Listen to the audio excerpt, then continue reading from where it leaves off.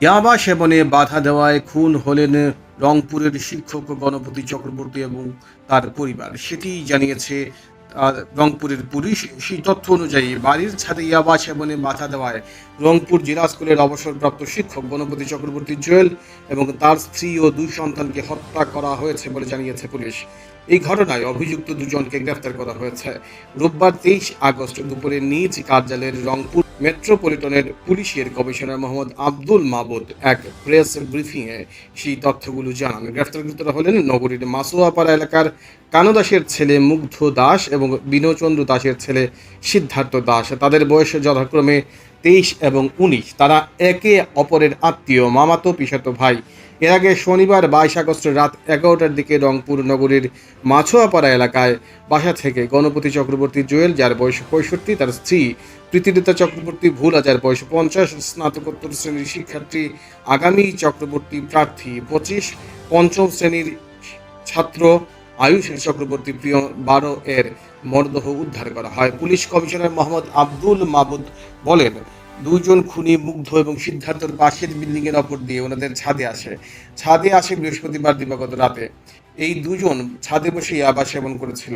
শব্দ পেয়ে গণপতি চক্রবর্তী ছাদে গিয়ে আড্ডা দেওয়ার বিষয়ে তাদের জিজ্ঞাসা করলে পরিচয় গোপন রাখার জন্য তারা গলায় গামছা পেঁচিয়ে তাকে হত্যা করে। তার চিৎকার শুনে সিঁড়ি বেয়ে ওঠার সময় প্রীতিলতা চক্রবর্তী গামছা পেঁচিয়ে হত্যা করা হয়। এরপর মায়ের চিৎকার শুনে আসা মেয়ে প্রার্থী চক্রবর্তীকেও গামছা এবং রশি দিয়ে গলায় পেঁচিয়ে হত্যা করা হয়। খুনিরা জানায় প্রার্থী চক্রবর্তী মারা যাচ্ছিল না, প্রায় 4 মিনিট লাগে তার প্রাণ যাওয়ার ক্ষেত্রে।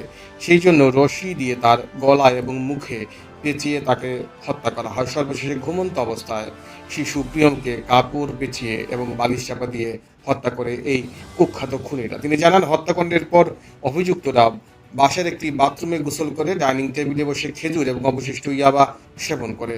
এরপর জুমার নামাজের সময় রাস্তাঘাট ফাঁকা হলে তারা কিছু স্বর্ণালঙ্কার নিয়ে বাসা থেকে বের হয়ে যায় এবং সেগুলো নিকটবর্তী একটি মন্দিরের পেছনে পরিত্যক্ত জায়গায় লুকিয়ে রাখে।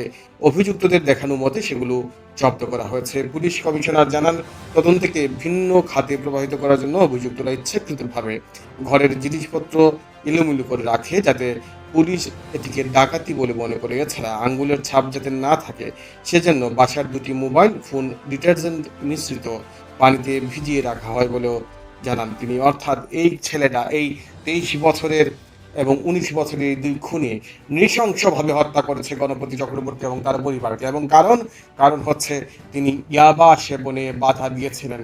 সারা দেশে ব্যাধির মতো আক্রান্ত হচ্ছে যুবকরা এই ইয়াবা দ্বারা। এই ইয়াবায় মানুষের জ্ঞান বুদ্ধি সবকিছু লুপ্ত হয়ে যায়। এই ইয়াবার বিরুদ্ধে চরম অ্যাকশন নেওয়া দরকার সময় এখনই। সাথে সাথে এই দুই খুনিকে দ্রুততম সময়ে ফাঁসির কাস্টে ঝুলানো, এটাই বাংলাদেশের জনতার দাবি।